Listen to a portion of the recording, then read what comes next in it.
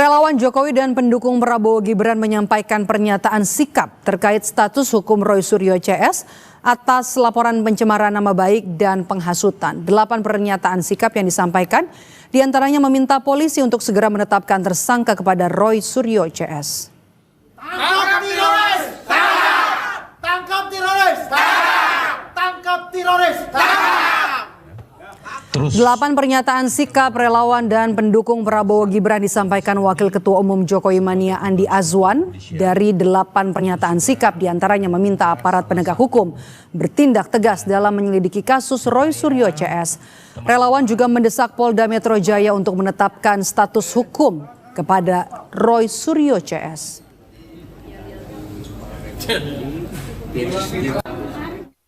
Mendesak Polda Metro Jaya untuk segera menetapkan status hukum terhadap teroris Tifa, Roy Suryo, dan Rismon beserta kawan-kawannya atas dugaan pencemaran nama baik dan penghasutan yang dilaporkan sejak lama.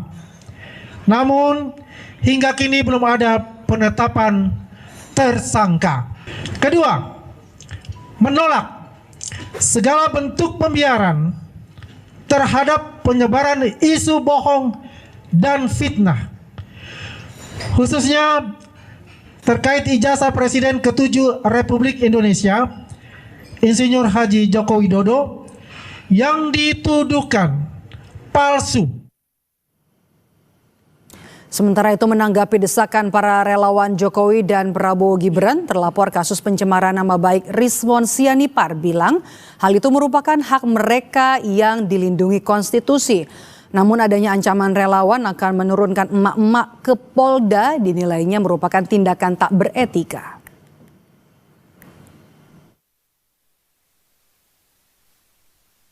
Itu merupakan hak mereka untuk berbicara, itu dijamin oleh konstitusi kita. Tetapi dengan cara mengerahkan 500 emak-emak ke Polda Metro Jaya untuk mengintimidasi Polda Metro Jaya agar secepatnya menersangkakan kami, itu merupakan tindakan yang tidak beretika, ya. Ya, kami mengeluarkan buku, ya, Jokowi White Paper, yang isinya secara saintifik bisa dibuktikan, diuji oleh orang lain. Harusnya itu diikuti oleh para relawan Jokowi ini, ya, dengan cara-cara yang beradab dan cara-cara ilmiah. Kasus pencemaran nama baik Jokowi yang bergulir di Polda Metro Jaya dengan terlapor Roy Suryo CS akan jalan di tempat. Yang terakhir, polisi memanggil Roy Suryo pada 28 Agustus lalu, sementara 2 rekannya yakni Rismon Sianipar dan juga Dr. Tifa terakhir diperiksa Polda pada 20 dan juga 21 Agustus 2025. Memasuki bulan ke-6 sejak Jokowi melapor ke Polda Metro Jaya, hingga kini belum ada penetapan tersangka. Kita bahas petang ini bersama dengan kuasa hukum Roy Suryo CS, Ahmad Hozinuddin, dan juga ada Wakil Ketua Umum Jokowi Mania Andi Azwan. Selamat petang Bapak-Bapak dengan Maidop. Ya, selamat petang. Oke, saya mau ke Bung Andi terlebih dahulu. Bung Andi, sebelum kemarin ya, Anda dan juga kawan-kawan menggelar konferensi pers. Apakah sebelumnya sudah mendapat informasi terbaru dari penyidik soal status Roy Suryo CS? Ya, untuk status itu saya mendapat informasi dari saksi ahli terakhir, dan kami itu sudah selesai pemeriksaan terakhirnya, dan mendapat kabar lah kira-kira kemungkinan, ya, kita akan menyerahkan semua kepada penyidik, ya, yaitu mungkin pertengahan Oktober itu status hukum itu sudah bisa, katakanlah gelar perkara itu bisa dilaksanakan gitu. Karena semua saksi-saksi itu sudah diperiksa oleh para penyidik, ya. Jadi kita lihat saja seperti apa. Memang ya teman-teman ini juga merasa bahwa ini begitu lama gitu, drama-drama ini terjadi. Katakan sudah hampir 6 bulan sejak Pak Jokowi melaporkan pencemaran nama baik tersebut, ya.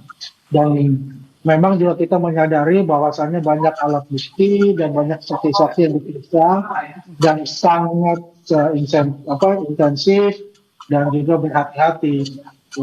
Kalau kita lihat juga kejadian kemarin terjadinya ada demonstrasi di Palembang itulah salah satu juga kemungkinan yang menghambat dari kerja-kerja dari pihak penyidik ya terhadap kasus ini. Tapi ya kita seperti ketahui bahwa kita masyarakat semua ini jenuh lah dengan kondisi-kondisi seperti itu ya, seperti ada satu pembiaran dan sebagainya. Makanya kita akan membuatkan barisan kita dan meminta kepada Polda Metro Jaya untuk segera menerapkan status ini ya, tersangka atau KSP3 biar status hukumnya itu jelas gitu di mata masyarakat kita. Jadi tidak ada polarisasi kembali yang terjadi di masyarakat kita. Begitu, Dok. Oke. Saya mau ke Bung Hosinuddin. Oke, mendesak untuk penetapan status tersangka begitu ya, tapi juga mengancam akan membawa emak-emak juga ke Polda Metro Jaya. Menurut Anda, Bung Hosinuddin? Ya, baik. Bismillahirrahmanirrahim, saya ingin menyampaikan 3 poin ya, menanggapi konferensi pers yang disampaikan oleh pendukung Jokowi begitu. Yang pertama, saya katakan bahwa konferensi pers ini tidak bernilai secara hukum karena orang-orang yang melakukan tidak memiliki legal standing bicara soal pencemaran yang saat itu dilaporkan oleh saudara Joko Widodo di 30 April 2024 yang lalu. Setidaknya baru memiliki nilai jika itu disampaikan langsung oleh saudara Joko Widodo selaku pelapor atau kuasa hukumnya yang memang ditunjuk untuk mengurus urusan itu. Adapun hal-hal yang lain yang dilaporkan misalkan oleh Peradi Bersatu yang dulu melaporkan juga klien kami yang kemudian terbukti bukan Peradi Bersatu, ya nilai cumanan ini tidak dalam konteks pencemaran. Jadi tuntutan terkait pencemaran itu tentu saja tidak memiliki bobot hukum karena bukan disampaikan oleh pihak yang melaporkan yang punya kewenangan langsung apakah dirinya merasa direndahkan serendah-rendahnya, dihinakan sehina-hinanya karena disebut ijazahnya palsu.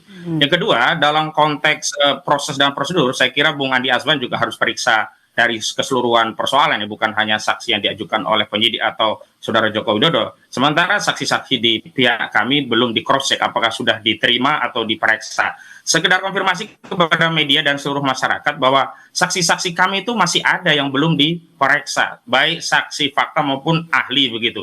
Ahli yang kami sodorkan itu baru yang diperiksa adalah dari Aji ya, Mas Lukas Luarso, yang kemudian kami juga jadwalkan ulang ahli dari media begitu terkait jurnalistik, Bambang ya, Mas Bambang Harimurti dari Tempo yang pernah menjadi wartawan Tempo maksud saya, wartawan senior untuk menjelaskan dan pernah dijadwal tapi karena peristiwa 25 Agustus yang lalu sempat tertunda dan sampai hari ini belum ada jadwal. Kemudian pemeriksaan Rismon Sianipar yang tadi di 21 Agustus yang lalu juga sudah mengajukan permohonan dan sudah diterima oleh penyidik untuk menghadirkan ahli dalam proses penyidikan. Setidaknya pertama ahli pidana ada 2 orang yang telah dipersiapkan, yang kedua ahli linguistik forensik yang sudah kami siapkan, dan yang ketiga ahli ITE. Ini berkaitan dengan pasal-pasal yang dituduhkan dan perlu juga tafsiran tentang unsur-unsur pasal itu dari pihak kami. Dan sampai hari ini belum ada panggilan lanjutan, sehingga sangat kesusu ya kalau orang Jawa bilang, ini terburu-buru begitu ya, prematur sekali tuntutan untuk meningkatkan status orang yang apalagi kita harus menghormati asas praduga tak bersalah. Ini seolah-olah kawan-kawan ini mau mendahului penyidik, padahal proses dan prosedur serta tahapan dalam pemeriksaan penyidikan itu belum selesai. Nah, poin yang ketiga yang paling penting adalah setelah klien kami Roy Suryo bersama tim mendapatkan salinan resmi ijazah fotokopi yang dilegalisir yang berasal dari KPU yang itu milik saudara Joko Widodo, itu justru makin menguatkan bahwa penelitian yang dilakukan oleh Rismon Sianipar dan Roy Suryo itu pada objek yang sama.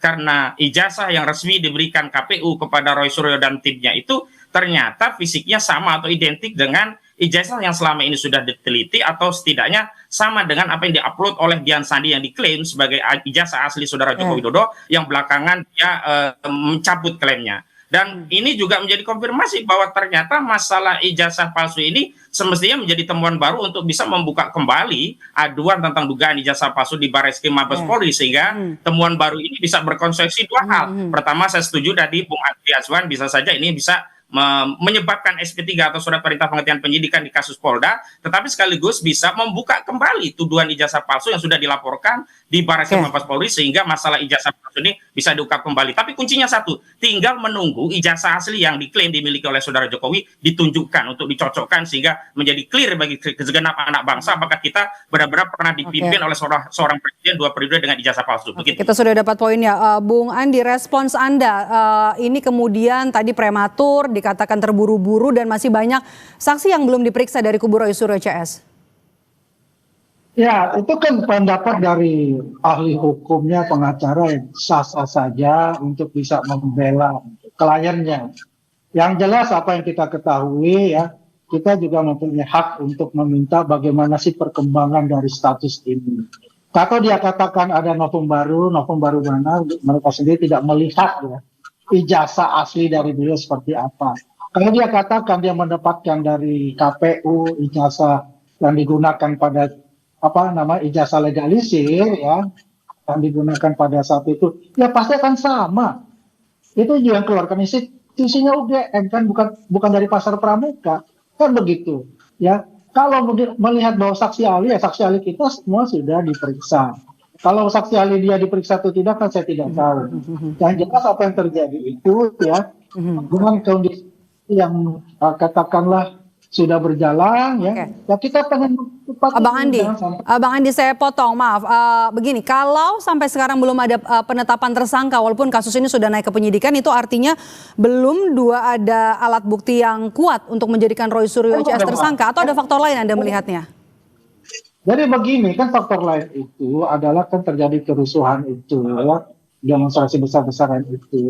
Yang jelas itu menguras para penyidik ya, pikiran ya, dan tenaga para penyidik terutama dari Kamnek ya, PTT, dan semua kan berkonsentrasi ke sana ya kan. Nah ini kan sudah berjalan ya, itu alat buktinya banyak loh Mbak, alat buktinya lebih dari kira-kira hampir 500-an itu alat bukti, 100 orang lebih yang sudah diperiksa ya, sebagai saksi ahli maupun saksi pelapor ya dan sebagainya ya. Kalau itu yang dikatakan oleh Sinudin ya sah-sah saja untuk itu. Yang jelas itu ada pembuktiannya nanti ya setelah dilakukan oleh penyidik ya. Gelar perkara itu yang kita tunggu-tunggu. Kapan ini gelar perkara ya kan? Kalau gelar perkara sudah dilaksanakan kita sudah jelas tuh ya gimana hukumnya. Dan juga kalau kita katakan bahwasannya tidak punya legal standing, ini kan selalu dikatakan legal standing. Oke. Di dalam kita. Oke, kita sudah dapat poinnya, Bung Hosinuddin. Bang Andi, kita mau ke Bung Hosinuddin. Dari pemeriksaan terakhir klien Anda di Agustus kemarin, apakah kemudian penyidik sudah mengarah ke penetapan tersangka kepada klien Anda? Oh, masih jauh ya. Pokok persoalannya itu adalah bahwa saat klien kami diperiksa dan minta ditunjukkan ijazah yang konon sudah disita oleh Polda Metro Jaya, penyidik tidak bisa menunjukkan itu, dan konon kata penyidik itu diperiksa ulang di Barreskrim Mabes Polri. Nah, dalam kesempatan ini saya ingin tegaskan begini, klien kami tadinya berpikir bahwa ijazah yang dipegang Jokowi itu berbeda, sehingga ada kemungkinan kesalahan analisa atau kesimpulan baik dengan level analisis ya, level error analysis, ataupun dengan pendekatan digital forensik yang dilakukan oleh Rismond Sianipar dan Roy Suryo. Tetapi begitu kami mendapatkan dokumen dari KPU yang dilegalisir yang fisiknya ternyata sama seperti yang diunggah Dian Sandi, maka klien kami tambah ya yakin dengan kesimpulan memang ijazah ini bermasalah. Sekarang tinggal kita tunggu ya sikap negarawan, keberanian Saudara Joko Widodo untuk menunjukkan ijazahnya. Kalau ijazah itu ternyata sama dengan yang dilegalisir, walaupun secara substansi kami meyakini sama, tapi secara formil kan kita memang harus melihat ijazah yang dipegang Jokowi langsung.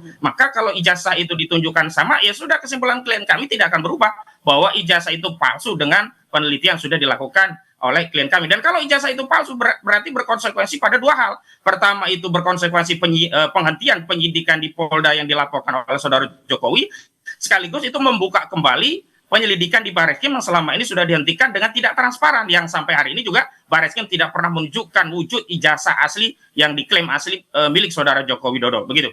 Oke, baik, terima kasih Ahmad Hosinuddin, pengacara Roy Suryo, dan juga Andi Aswan, Wakil Ketua Umum Jokowi Mania, sudah bergabung bersama kami di Kompas Petang. Terima kasih Bapak-bapak. Baik, sama-sama, terima kasih kembali.